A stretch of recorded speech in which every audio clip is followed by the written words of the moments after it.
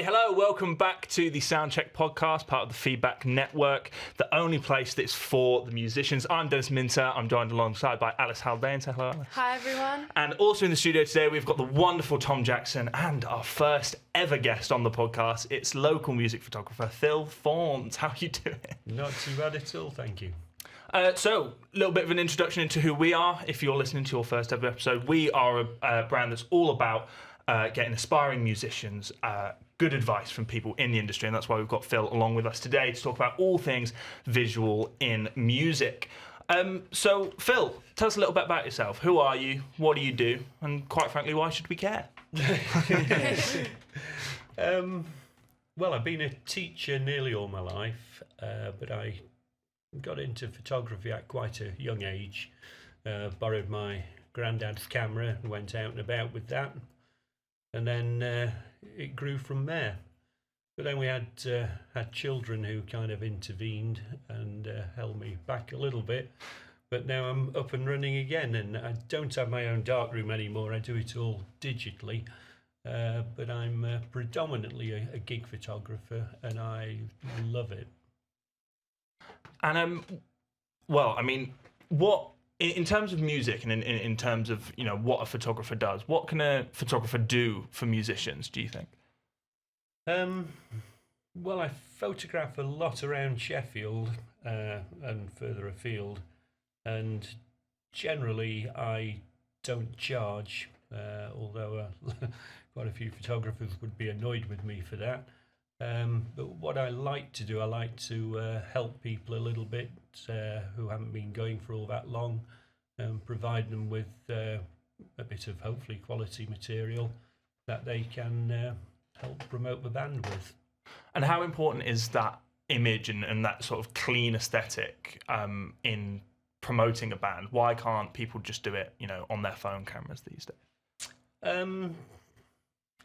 They can to a point, but if they want to enlarge it or tweak it, I know you can edit it on a camera, but you can't do the full kind of Photoshop thing. I know you can get Photoshop on a camera, but to get a quality image and tweak it and crop it and everything like that, you really do need a good quality camera.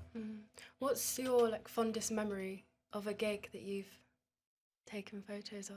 Oh, wow. Tricky question. Many of them. It would probably be a punk gig. I'm into punk in a big way. I find it very photogenic, and I love the vibe. The people are generally very friendly, but it can get a little bit wild. And punk gigs are the best. They're the best places to get, I think, to get the photographers to get those shots, because it's nuts, isn't it? Yeah, and generally the band will be very, very active and plenty of movement, and they might have a Mohican, and you can get a good shot through the hair or an outline or whatever, and you can see from your photos, the energy does come through as well. You saw the Stranglers and stuff and the Meths as well. So on your page, you can see the energy coming through, and you can see that you've captured them in the moment beautifully, I think. Yeah, and that sort of, it's it's virile, it's sort of volatile, but in the end, it's just a big sort of freedom of expression. And I think you captured those shots really well. You. Yeah, no, I find it a real privilege to be there in the pit and to be kind of looking up at them. I mean, now and again we might be a bit further away, and I've got a big 200-meter lens that I can put on. But yeah, I mean, I just love the vibe. And now and again I turn around and shoot the crowd and that kind of thing. But usually after the third tune, I get kicked out, or we all get kicked out, and so I then join in the mosh pit now and again and try and take a picture or two. Is that really how long you get? Just 3 songs in that? Typically, yeah. Wow. Yeah. That's a. I didn't know the turnaround was that. Yeah, no, at Tramlines, which I'm doing again. You're only in there for 3, and then you get kicked out. But if you're at They've got a little tent there where they have a, the odd thing going off, and you can be there over time there. But any main headliner or anything like that, you've got to really shoot quick from the hip and try and capture them. Yeah. In that short kind of period of time, do you have any tips or tricks that you do? Is there any kind of go-to? I'd love to have more than one good camera, and I'd love to have. If I've got a 38 to 70 on my camera that I generally keep on over time, but when I get kicked out of a pit, I put my 70 to 200 on if I can capture it pretty well. And if we're at an indoor venue like, I've done many, but you can get up into the balcony and you can get a great shot from above that not many other photographers do. They just kind of go wandering off for a coffee, but I try to give them value for money. Stick around, get the best shots. Like to capture every angle I can. So if I'm in the pit, I'll get a shot of every member of the band, and then I'll go to the left, I'll go to the right, I'll usually have the lighting rotating, and I'll wait for the light to be perfect. I look for the repetition of it, and I know that good lighting behind or good lighting wherever can really work a treat through what I've taken before. When you're taking photos of musicians at gigs, how important is it for them to look good? We spoke previously as a magazine to Kirk Weddle, the guy who did the Nirvana Nevermind album cover. No, wow, and something that he had said was that he liked the photo, but he didn't necessarily think that it can sell the music. What do you think of that? How important is that relationship between visuals and promoting a band? I think it can really help. Like the Nirvana cover with it was the baby underwater and the dollar bill or whatever. Yeah, that can really kind of, like a earworm, it can really get into your head and you can't forget it. Something that burns into your brain. Yeah. A bit more. We're talking about it right now. Everybody is picturing the same thing. Yeah. But I think the thing that I'm most interested in is does it change anything? Could have Nirvana put out the same album, with a completely different photo and still had the same success? Do you think? Maybe, but you look at the Beatles, the White Album.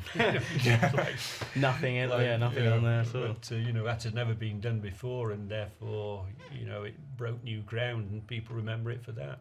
Mm-hmm. So it's not the icon starts. It's sort of thinking outside of the box a bit more. Then is it? Yeah, to get an iconic photo. Different, yeah, a bit different. What do you like? What do you like more? Do you like taking photos of this really small punk band that are just in like one of the like Sydney and Matilda or the Lead Mill, or do you prefer going to Tramlines and getting those big shots of the sort of the bigger artists? Like what do you think gives you more creativity and gives you a bit more license, I guess? Good question. I think generally a bigger venue can be more photogenic in that the lighting will be better. In Sydney and Matilda, down in the bottom room, it's awful. Oh gosh, you feel like you're going to hit your head on the ceiling. It's very like Sydney and the Matilda. lighting down there can give it a horrible kind of purpley kind of cast now and again. Yeah, when I played there, it was all the lights are on, like really bright white lights are on the stage. Everywhere else is dark, and it was like a purple hue strip to add on top of that as well. Yeah, Sydney and Matilda, for those who don't know, is a lovely little local sort of venue in Sheffield. Great venue. Good God, underneath it, the actual playing area is a dungeon. Is a dungeon, and then you've got this beautiful, nice bar that everybody likes hanging out at, and then you've got to climb down this like rackety little staircase. I'll put some video of that because I've got filming in Sydney and Matilda, and it was one of the hardest things to get right. Here.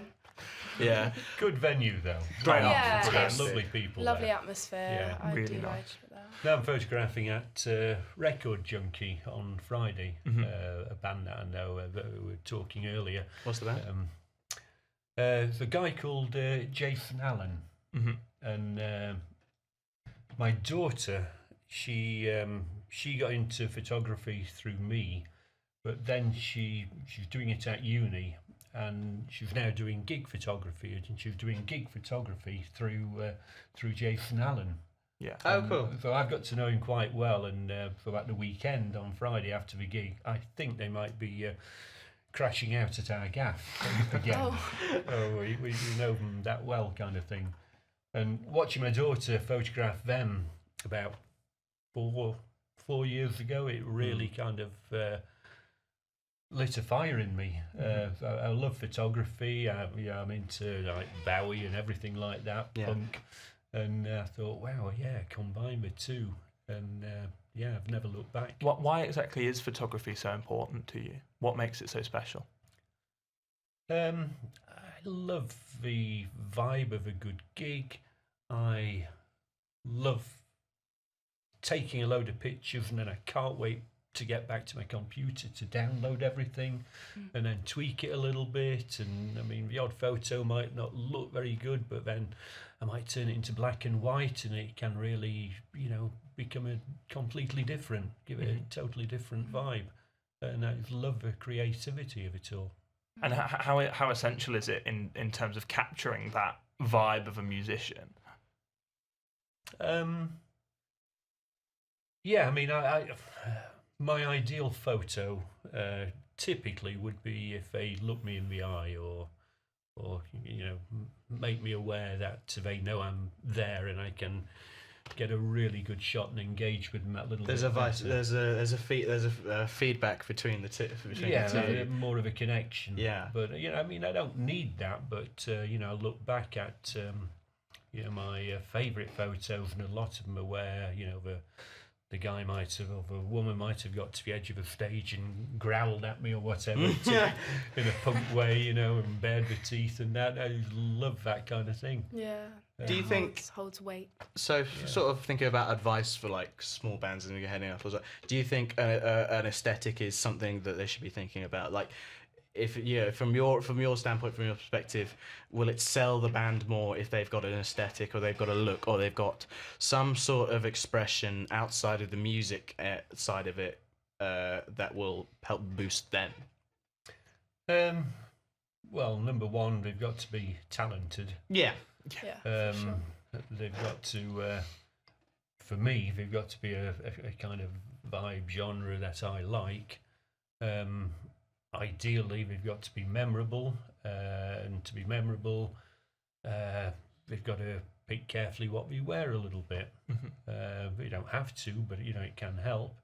They've got to engage with the crowd. They've got to look them in the eye. Or, I mean, there's one band, can't remember the name, but partway through, we get a great big bit of rope out, and we jump down in. Not all of them. We jump down into the crowd, and we have a big tug of war. Fantastic. I thought, why? But Why? never But forget it works. Yeah. Well, with that sort of thing, is it more important to sort of go big and bold and do something that's really out there, but not necessarily the musician's personality? Or is it more important to be authentic on photos?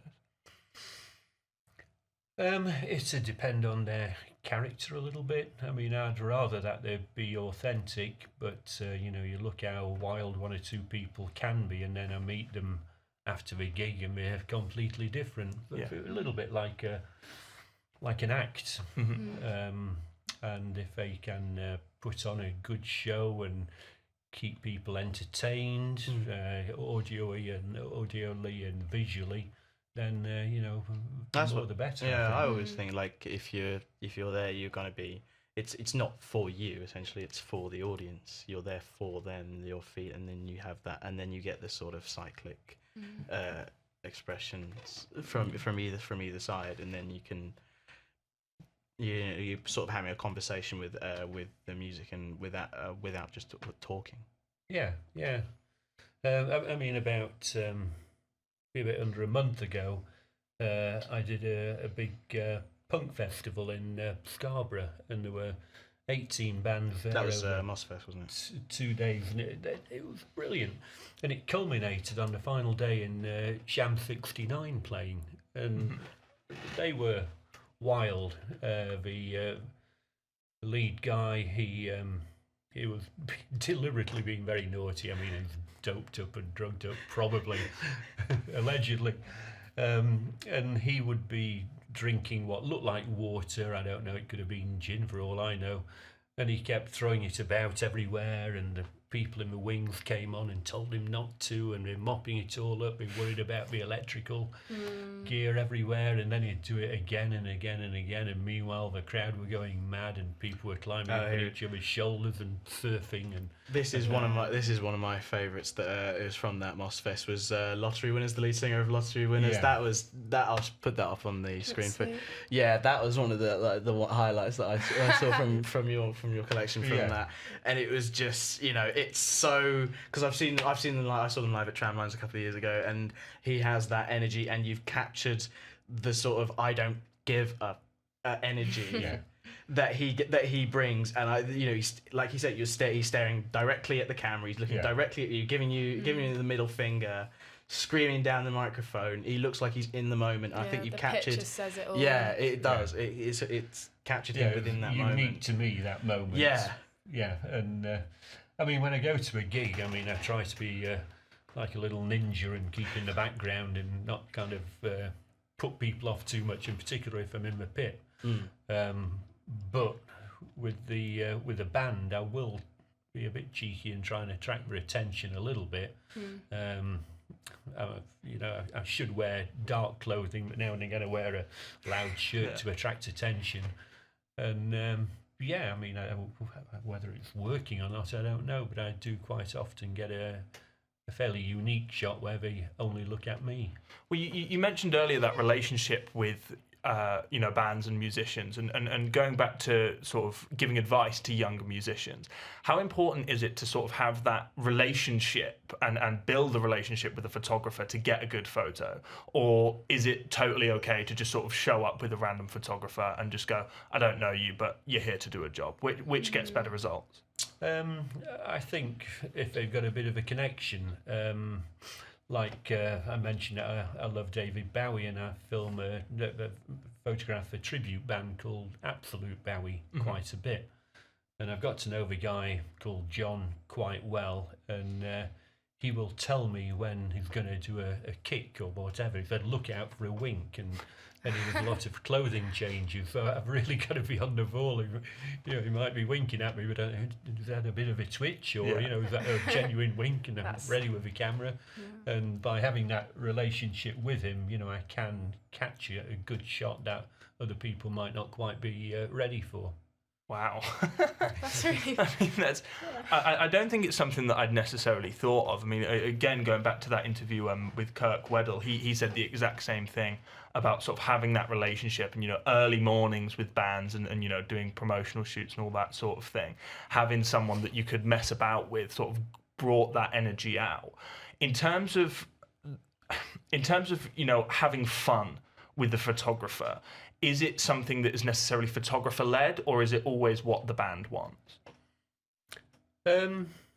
Usually you've got to kowtow to the band a little bit, depending on how well you know them and what you think they are like. If you think they can take a bit of a joke, then you go ahead with them. But now and again they probably act like they've heard it all before, and so I kind of wait for them to take the lead a little bit, and then if they, get a bit giddy, then I might get a bit giddy with them. What's the best example of that you've seen? Who have you had the best relationship with in a real world sense?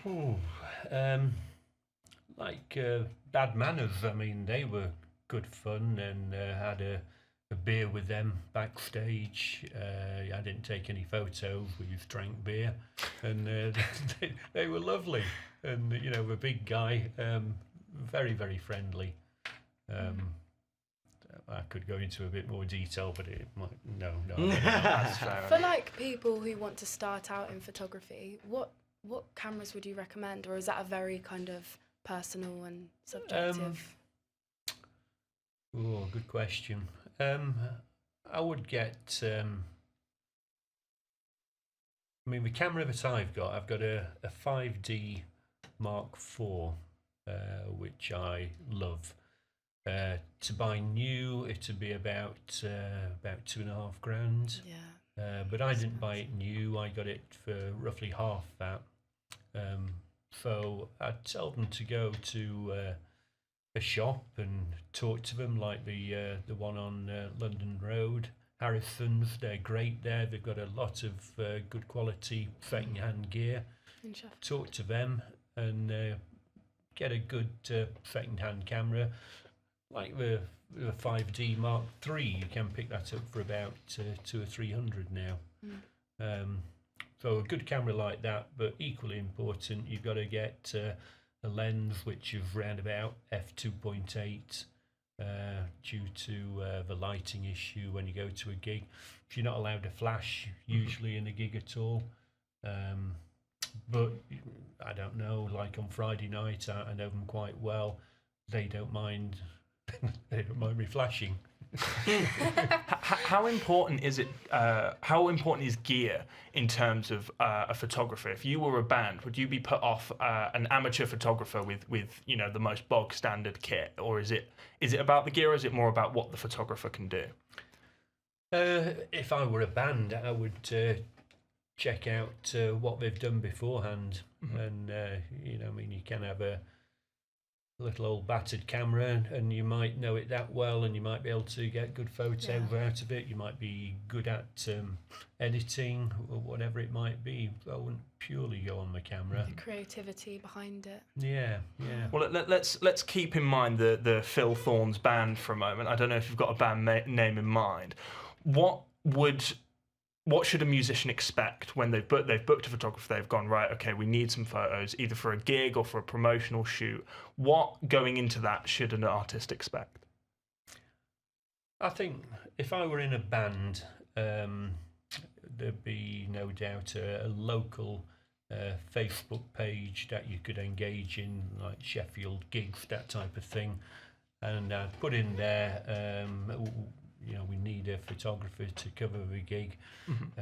Unfortunately, we haven't got much funding, but we can give you a T-shirt or whatever. And I'm sure that quite a few people would latch onto that and do it for nothing. And then when the band gets do you ever get the opportunity to meet the band before you do a gig? Usually I'll get there a little bit early, and I don't bump into them all the time. They might be I don't know, cracking a tinny open in their own little private area. But yeah, I mean, if I can meet them, that'd be great. But I mean, a lot of the people I'm photographing now, I've met them before, and they know me a little bit, which can help. And what do you like to see from artists? What do you want them to know so they go, right, they might book their first ever photographer? What, as a photographer, would you like to see from them in terms of that relationship? It depends on what we're looking for. I mean, if you're looking for an album cover shot, it's be me doing the directing a little bit. Do you want a group photo? Do you want an action photo? Like at the Lead Mill now and again, I've had people. Got a band out on the pavement where we've got lovely kind of edgy looking brick wall or partly ripped posters on the wall, and take the photo there and edited it, and that came out really well. But they've got to know what they want a little bit, and if I'm then photographing a gig, they might want me to make sure that I've got a photo of everybody in the band and a group shot, get tight in on a headshot, and maybe get the crowd in by taking a shot from the back, and if you think about it, quite a bit. I mean, a good photographer would do all of that anyway, I'd like to think. How difficult is it when bands don't cooperate with you? When maybe they don't know what they want, maybe they're like, oh, we don't like your ideas. How difficult is that? I've never really had that. Okay. Right, well, that's the dream, right? Yeah. I mean, I've done a video. I'm not too keen on doing a video, the editing. Have you ever, as a band, ever said, we don't like any of this stuff you've done? Have they ever said that? Not yet, no. No, right. No. He's too good with it. He's too good. No, difficult in that a typical night, like on Friday night, I'll probably take about 100, 120, 150, depending on how active we are. If I think I've captured it, then I'll probably cool down a little bit and not shoot too much near to the end. But I know at the end they'll maybe jump up and down and go a little bit mad. If I'm ready for that, I know that'll be a bit different. But no, then I'll go home.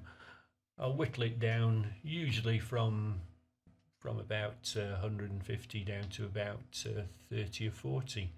And with punk in particular, I know that they like black and white. So I'm looking through all the good colour photos with a potential to making them black and white, but I'll keep the original colour one and I'll give all of them to the band. And quite often, you know, particularly with a punk band, they'll go for black and white. They like the kind of edgier look to it.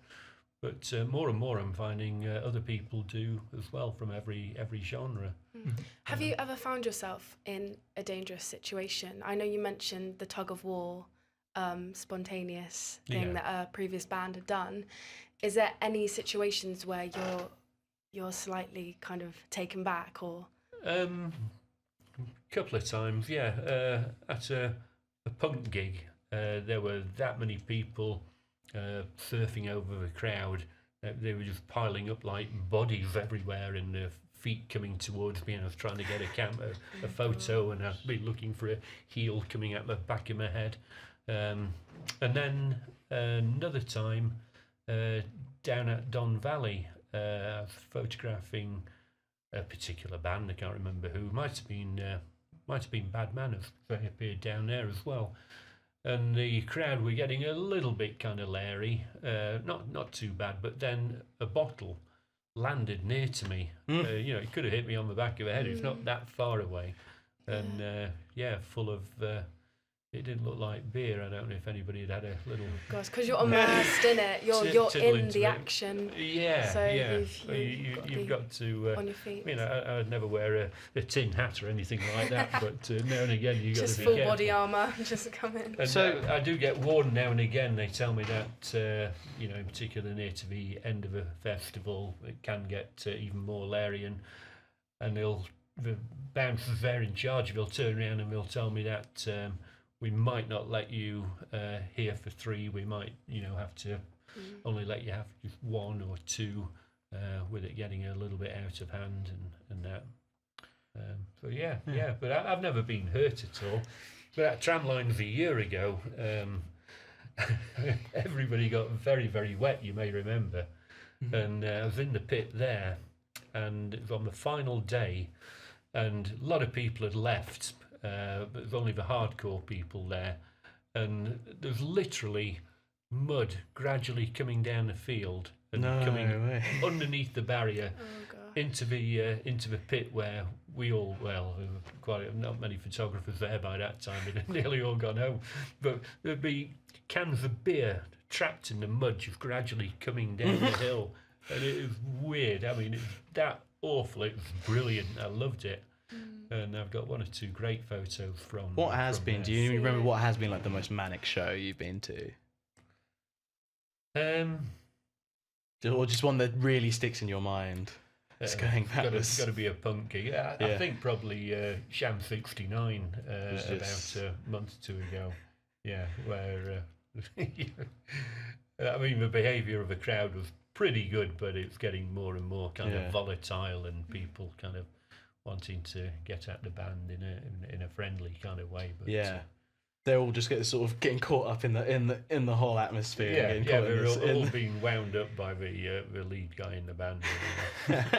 Yeah, no, it's good. You mentioned with the sort of punk aesthetic that a lot of people tend to go for the black and white sort of photos nowadays, certainly with punk bands.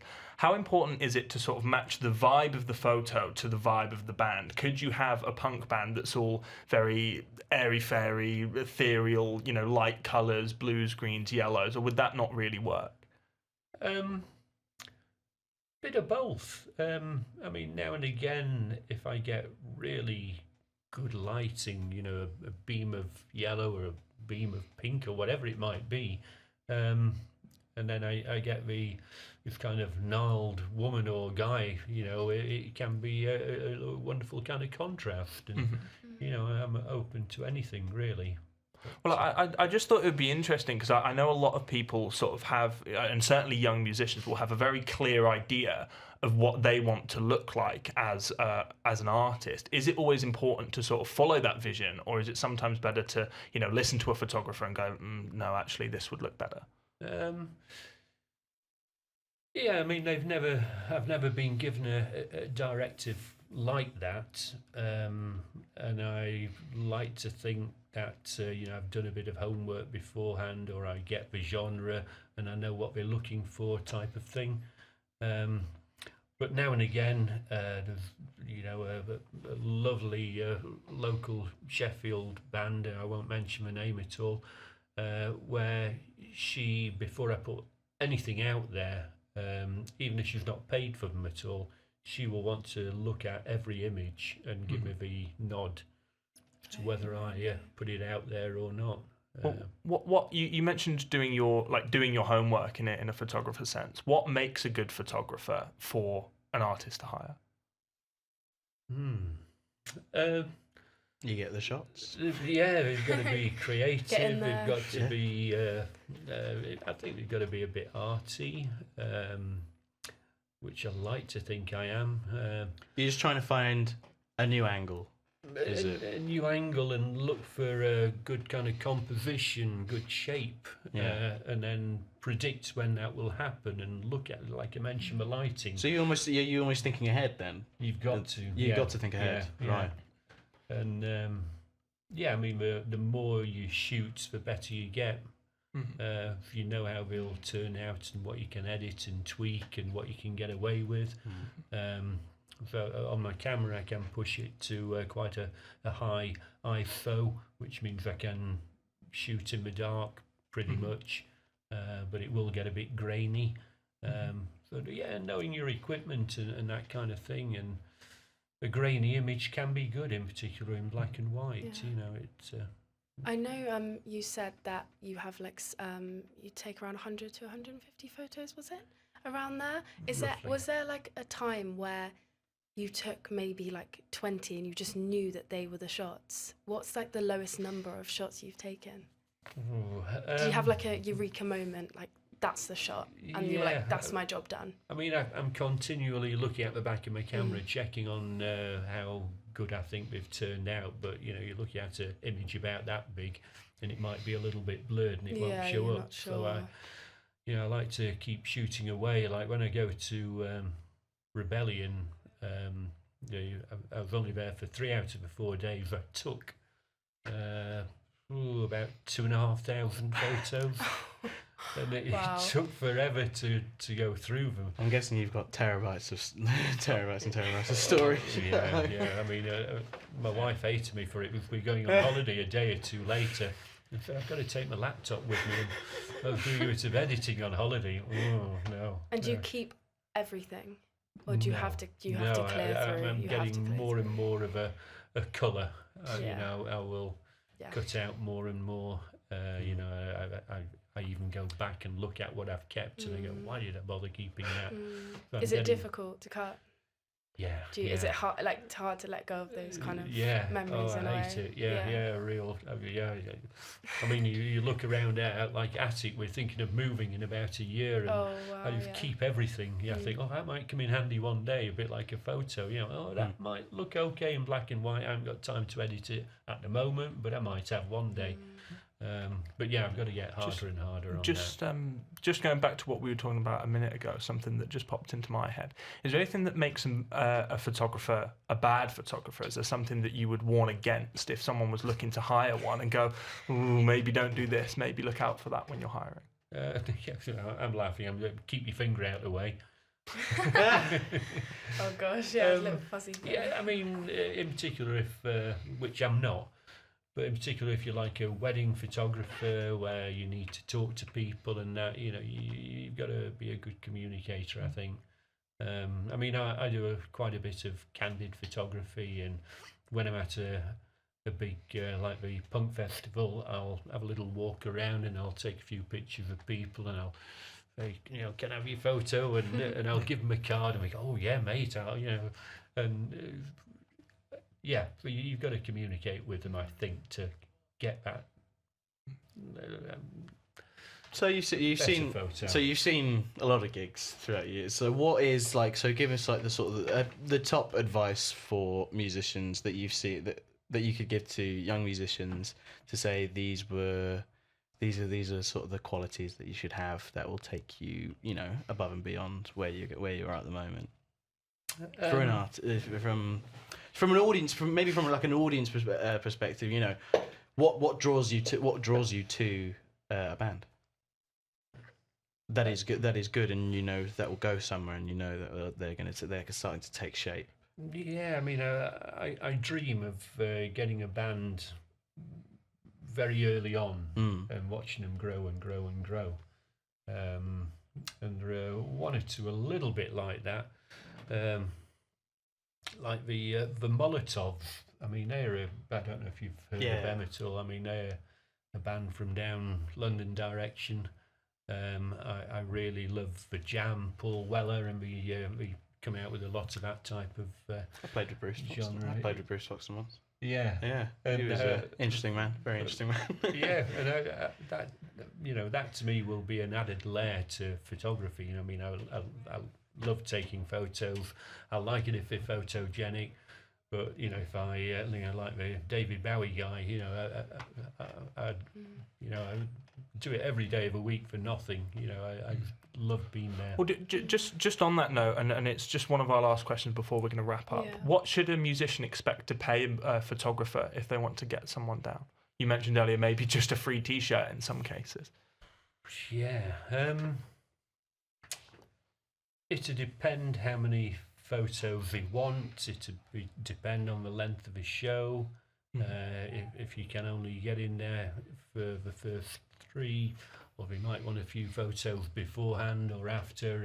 It can vary quite a bit. It's still just sort of negotiation, really. Yeah. From one. Might have to travel a long way.